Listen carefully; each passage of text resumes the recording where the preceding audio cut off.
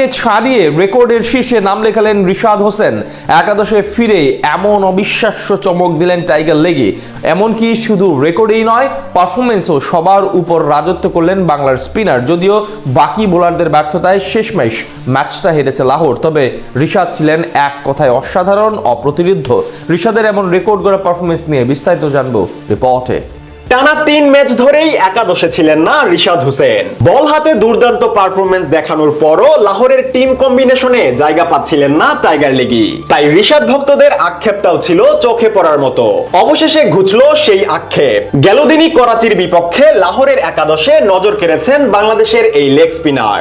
আর প্রত্যাবর্তনের এমন দিনে সেরা পারফরমেন্সের সাথে সাথে রেকর্ড বুকেও শীর্ষে উঠলেন রিশাদ হোসেন। যদিও রিশাদের এমন রেকর্ড গড়ার দিনে ম্যাচ হেরেছে লাহোর, যেখানে বৃষ্টির বিপাকে পড়ে খেলা নেমে আসে 15 ওভারে।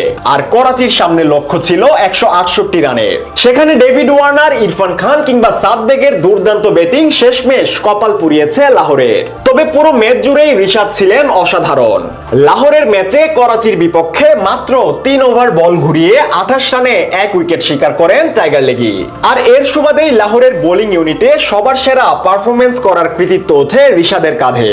নিজের 3 ওভারে রিশাদ দিয়েছেন 28 রান, অর্থাৎ ওভার প্রতি 9 রান খরচা করেছেন তিনি। তবে করাচির ব্যাটারদের মারকুটে ইনিংসের সামনে দলের সবচেয়ে কম খরচে বোলার ছিলেন বাংলাদেশের রিশাদই, যেখানে সমান 3 ওভার বল করে 41 রান দিয়েছেন অধিনায়ক শাহিন শাহ আফ্রিদি। এছাড়া আরেক পেসার হারিস রৌফও 3 ওভারে বিলিয়েছেন 40 রান। অর্থাৎ লাহোরের বোলারদের এই পরিসংখ্যানই বলে দেয় করাচির ব্যাটারদের কাছে একমাত্র সমীহ আদায় করতে পেরেছেন বাংলাদেশি স্পিনারই। যদিও দলের বাকি বোলারদের খরচ বোলিং এর পাল্লায় পড়ে শেষমেশ ম্যাচ হাতছাড়া হয় লাহোরের ফ্র্যাঞ্চাইজিটির।